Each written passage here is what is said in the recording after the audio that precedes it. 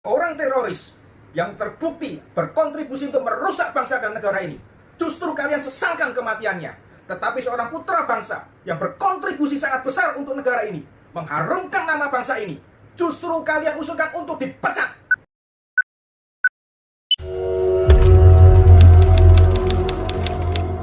Selamat datang kembali di David Santosa Channel. Terima kasih untuk dukungannya dengan subscribe dan share informasi yang menurut Anda sangat penting. Ikatan Dokter Indonesia, sebuah organisasi besar, kalangan profesional, kalangan orang-orang pandai, semuanya masuk di dalam organisasi itu. Dan yang lebih penting lagi, organisasi ini disebut di dalam Undang-Undang Nomor 29 Tahun 2004. Organisasi profesi adalah Ikatan Dokter Indonesia. Dengan disebutnya di dalam undang-undang ini, menjadikan sebuah organisasi berbadan hukum yang berbentuk perkumpulan seperti yang dikatakan di dalam ADART Ikatan Dokter Indonesia. Mereka adalah sebuah organisasi berbentuk perkumpulan. Tetapi karena disebut di dalam undang-undang, diatur di dalam undang-undang, mereka merasa bahwa mereka bisa mengatur semua dokter yang ada di Indonesia ini. Memang dalam salah satu pasal di undang-undang tersebut dikatakan bahwa untuk mendapatkan izin praktek, salah satunya harus mendapatkan rekomendasi dari organisasi ini. Tetapi itu adalah izin pada saat dokter ini akan berpraktek pertama kali. Harus memperoleh rekomendasi dari ID. Nah, selanjutnya, bagaimana jika dokter ini sudah berpraktek dan izin itu sudah habis dalam 5 tahun? Apakah harus masih mendapatkan rekomendasi lagi? Ternyata, di dalam peraturan Menteri Kesehatan Nomor 2052 tahun 2011, di situ tidak disebutkan adanya harus izin atau mendapatkan rekomendasi dari ID. Nah, sobat-sobatku semuanya, kenapa kemarin Dokter Terawan sempat sampai dipecat permanen? Itu adalah bentuk sebuah arogansi dari sebuah organisasi. Siapakah yang boleh mengeluarkan izin praktek daripada seorang dokter? Di dalam undang-undang sudah disebutkan bahwa yang berwenang mengeluarkan izin praktek adalah Dinas Kesehatan Kabupaten Kota setempat di mana dokter itu akan melakukan praktek kedokterannya. Jadi jelas bukan ID, tetapi Dinas Kesehatan setempat, kabupaten maupun kota di mana dokter itu akan melakukan kegiatan kedokteran. Nah, sobat-sobatku semuanya, kemarin ini sempat ribut, booming dengan dipecatnya Dokter Terawan dari keanggotaan ID. Pengurus besar ID, saya mau tanya kepada segenap pengurus ID. Dr. Sunardi yang sudah terbukti teroris, yang kemarin mati ditembak oleh Densus 88, kenapa dokter tersebut tidak kalian pecat dengan tidak hormat? Cat Dr. Sunardi dengan tidak hormat. Biarkan dia mati dalam kondisi tidak hormat.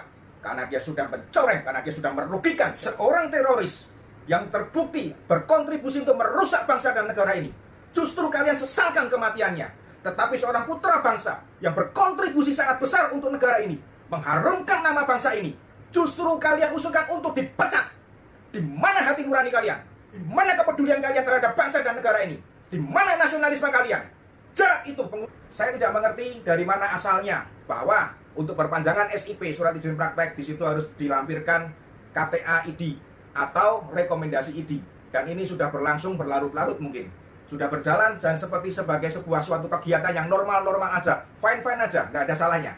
Ada salah, ada diteliti pada saat ada peristiwa Dokter Terawan dipecat.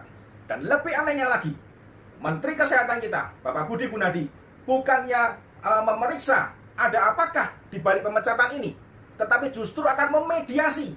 Ini yang lucu. Pak Menteri, baca itu Permenkes 2052. Untuk apa Anda mediasi? Nggak ada gunanya mediasi dengan organisasi yang arogan seperti itu. Nggak berguna.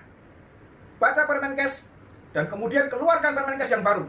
Rekomendasi dari ID tidak diperlukan karena dia adalah organisasi. Sebuah organisasi berbentuk perkumpulan. Masa menteri kalah sama organisasi? Harusnya rekomendasi itu dikeluarkan oleh dinas terkait. Atau justru rekomendasi itu sudah tidak diperlukan lagi. Karena apa? Karena sudah diuji kompetensinya di universitas, di mana dokter itu menuntut ilmu, di mana dokter itu mempertahankan disertasinya, di mana dokter itu mempertahankan karya ilmiahnya. Dan dokter tersebut sebelum dilepas keluar dari kampus, dokter pasti sudah menjalani praktek-praktek terlebih dahulu. Di rumah sakit, di klinik-klinik yang sudah disepakati ditunjuk oleh universitas di mana dia menuntut ilmunya. Jadi tidak perlu lagi adanya mediasi. Nggak ada gunanya. Pak Menteri, tidak perlu mediasi. dan ID belum memecat Dr. Terawan. MKEK baru meminta pengurus besar ID untuk melakukan pemecatan. Baru meminta, belum memecat. Tidak perlu mediasi.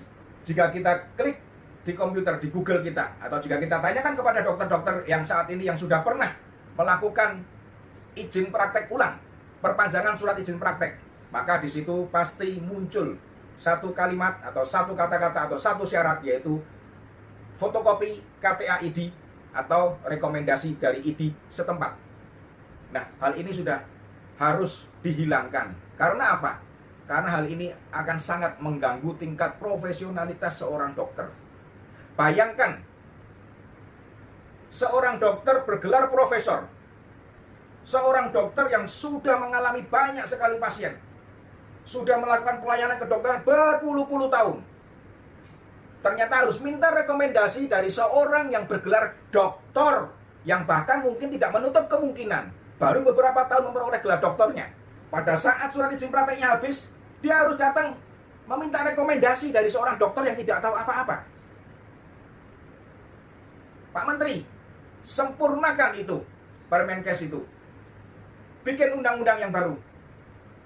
Hapus itu semua rekomendasi dari ID. Jika rekomendasi diberikan pada saat pertama kali akan berpraktek, oke lah, kita bisa menerima.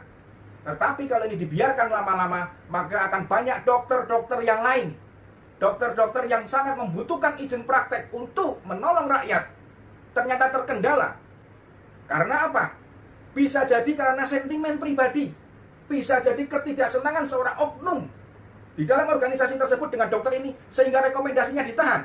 Saya tidak mengajak protes kepada dokter yang ada sekarang, tetapi setidaknya Anda semua juga harus melek terhadap undang-undang, melek terhadap peraturan-peraturan di mana yang itu mengatur keprofesionalan Anda, mengatur kinerja Anda, mengatur pelayanan Anda. Anda harus tahu dan Anda harus melihat. Jangan sampai Anda diperalat oleh oknum-oknum yang tidak bertanggung jawab. Tidak ada satu kata pun yang menyentuh, mengatakan adalah membutuhkan rekomendasi dari ID, membutuhkan fotokopi KTA dari ID. Semuanya tidak ada. Baik Permenkes maupun peraturan Konsili Kedokteran Indonesia nomor 6 tahun 2011. Buka di sana. Itu yang mengatur pekerjaan Anda, itu yang mengatur pelayanan Anda. Jangan sampai Anda dibutakan hanya karena kebiasaan yang timbul, kebiasaan yang selalu ada setiap 5 tahun sekali, sehingga Anda menghalalkan semuanya itu, dan itu bisa menjadi lahan yang kotor untuk oknum-oknum yang tidak bertanggung jawab. Semua dokter, saya harap mulai bisa melihat, dan ini adalah satu kesempatan yang baik di mana Dr. Terawan diperlakukan seperti ini.